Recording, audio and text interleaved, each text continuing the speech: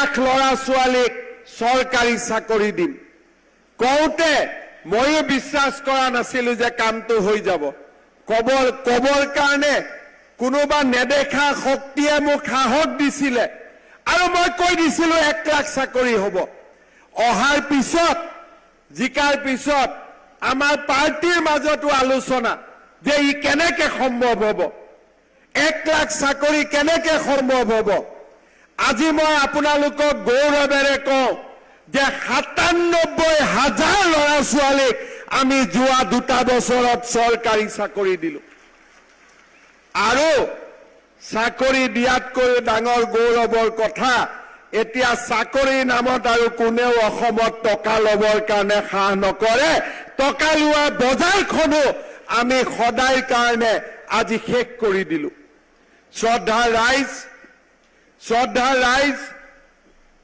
1 লাখ চাকৰি হৈ গ'ল আজি মই আকৌ ক'ব খুজিছো যে যিদিনাখনে 1 লাখ চাকৰি দিয়া শেষ হ'ব সেই দিনাখনেই আৰু 35,000 নতুন চাকৰি মই যুৱক যুৱতীসকলৰ কাৰণে মুকলি কৰি দিম জুলাই মাহত পুলিচত দৌৰিবৰ কাৰণে ৰেডি হৈ থাকক 3rd grade 4th গ্ৰেডৰো interview July মাহত হ'ব শিক্ষকৰ নিযুক্তিও হ'ব আৰু ভগৱানে কৰিলে তাৰ পিছতো আৰু 20-25,000 চাকৰি দিয়া ৰাস্তা মুকলি কৰিম এয়া মোৰ আপোনালোকৰ কাৰণে প্ৰতিশ্ৰুতি শ্ৰদ্ধা ৰাইজ আমি যেতিয়া অৰুণোদয় আৰম্ভ কৰিছিলো মাহত 830 টকা তেতিয়া মানুহে মোক কি কৈছিলে যে এইবোৰ ভেলকিবাজি ইলেকশ্যনৰ পিছত নোহোৱা হৈ যাব কংগ্ৰেছৰ মানুহবিলাকে মিটিং কৰি কৈছিলে যে অৰুণোদয় আঁচনি ইলেকশ্যনৰ পিছত নাথাকিব আজি 800 টকাৰ অৰুণোদয় 1250 টকাৰ হ'ল 18 লাখ মহিলাই অৰুণোদয় পাই আছিলে আজি 28 লাখ মহিলাই অৰুণোদয় পায় আৰু এই বছৰ আৰু 3-4 লাখ মহিলাক আমি অৰুণোদয় আঁচনি দিম ৰাইজ মই এতিয়া আপোনালোকক এটা ভাল কথা ক'ব খুজিছো যোনে যোনে ভাত খাই অহা নাই ভোকটো পলাই যাব ঠিক আছে যেতিয়া আমি ইলেকশ্যনৰ মিটিঙত সুধিছিলো যে ৰেচন কাৰ্ড কিমানৰ আছে আধাই হাত দাঙিছিলে আধাই হাত দাঙা নাছিলে কেইদিনমান আগতে মই কমলপুৰত মিটিঙত আহিছিলো পুথিমাৰীত তেতিয়াও মই সুধিছিলো কিমানে ৰেচন কাৰ্ড আছে আধাই হাত দাঙে আধাই নাদাঙে আজি আমি 42 লাখ লোকক নতুনকৈ ৰেচন কাৰ্ড দিলো এতিয়া হাত দাঙকচোন কাৰ কাৰ ঘৰত ৰেচন কাৰ্ড আছে এতিয়া যাদু হৈ গ'ল নে নাই আগত নাছিলে এতিয়া চবৰ হৈ গ'ল এতিয়া মই আৰু এটা কথা ক'ব খুজিছো যাৰ যাৰ ঘৰত ৰেচন কাৰ্ড আছে সেই ঘৰতে যদি এটা অৰুণোদয় দি দিও কেনেকুৱা হ'ব ভাল হ'ব না বেয়া হ'ব আচ্ছা মই এতিয়া আৰু এটা পৰীক্ষা কৰো ভাল হ'ব না ডাঙক অলপ হাতখন দাঙি থাককচোন অৰুণোদয় কিমানৰ আছে এতিয়া আপোনালোকে নামক অৰুণোদয় কাৰ কাৰ নাই হাত দাঙক বা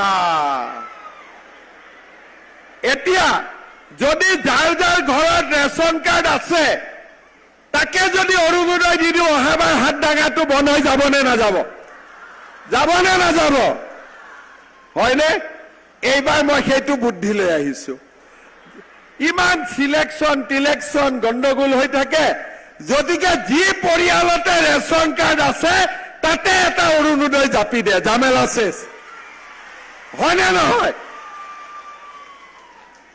এতিয়া ৰেচন কাৰ্ড পালো অৰুণোদয় পালো অৰুণোদয় পালে কি হ'ব ৰেচন কাৰ্ড পালে কি হ'ব উজ্বলা গেছো পাম উজ্বলা গেছত বজাৰতকৈ 300 টকা কম দামত আমি উজ্বলা গেছ পাওঁ ৰেচন কাৰ্ড পালে আমি কি পাওঁ প্ৰধানমন্ত্ৰীৰ আয়ুষ্মান ভাৰত আৰু মুখ্যমন্ত্ৰীৰ আয়ুষ্মান অসম 5 লাখ টকালৈকে চিকিৎসা বিনামূলীয়া এতিয়া মোৰ মনত আৰু এটা ইচ্ছা গৈ আছে, ইন্সুৰেন্স লাভ কৰিব পাৰে।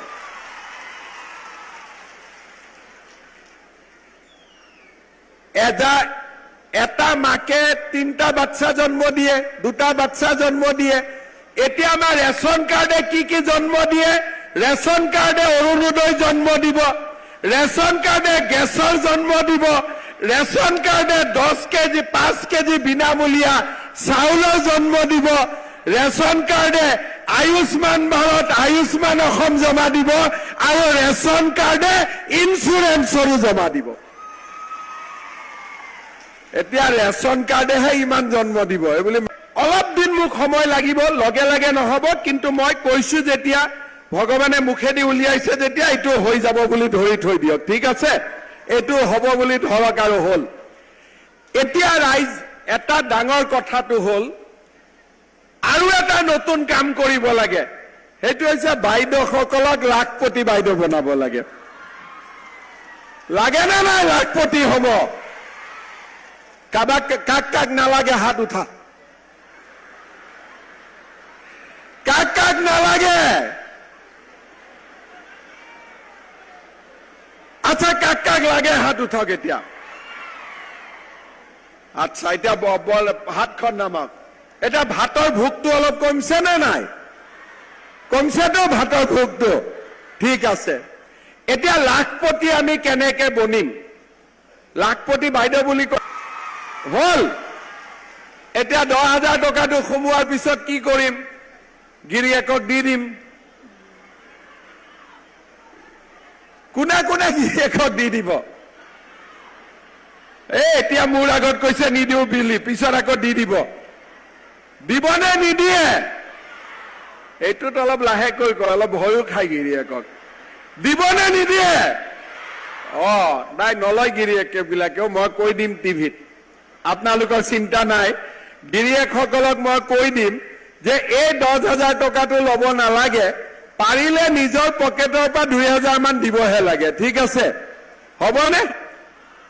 এই 10,000 টকাটো পোৱাৰ পিছত এই টকাটো আমি যিসকলে ভাল কৰি ব্যৱহাৰ কৰিম, কোনোবাই মুৰ্গী কৰক, হাঁহ কৰক, কাপোৰ বোৱক, সৰু দোকান দিয়ক, নহলে 10,000 টকা গোট খুৱাই 1 লাখ টকা দি গ্ৰুপত বিজনেছ কৰক, যি কেইগৰাকী বা সকলোৱে ভাল কাম কৰিব, তেওঁলোকক মই আকৌ 25,000 টকা বেংকৰ একাউণ্টত দিম। এই 25,000 টকাৰ 12,500 বেংকক ঘূৰাই দিব লাগিব, 12,500 ঘূৰাই দিব নালাগে, আৰু বেংকক কোনো সুদ দিব নালাগে, সুদটো চৰকাৰে দি দিব। 12,500 টকাও চৰকাৰে দিব, মাত্ৰ 12,500 টকা আপোনালোকে ঘূৰাই দিব লাগিব। 25 আৰু 10 কিমান হ'ল? 35,000। এতিয়া এখন তালেদিতো তাল নাবাজিব, 2খন তাল দি বজাব লাগিব। এতিয়া আপোনালোকে কষ্ট কৰিব লাগিব। মই 35,000 টকা কৰি দিলো, আপোনালোকে কষ্ট কৰি 2 বছৰ 3 বছৰত ইয়াক 1 লাখত লৈ যাব লাগিব। যিবিলাকে লৈ যাব নোৱাৰে, লাগিলে তেওঁলোকক আৰু 10-20,000 টকা পিছত আমি আকৌ বেংকত সোমাই দিম, কিন্তু লাখপতি কৰিহে এৰিম। হ'ব? লাখপতি হ'ব লাগিব। আৰু আজিৰ পৰাই মনটো বনাই লওক যে মই লাখপতি হ'ম, আৰু যদি হ'ম বুলি কয় হ'ব।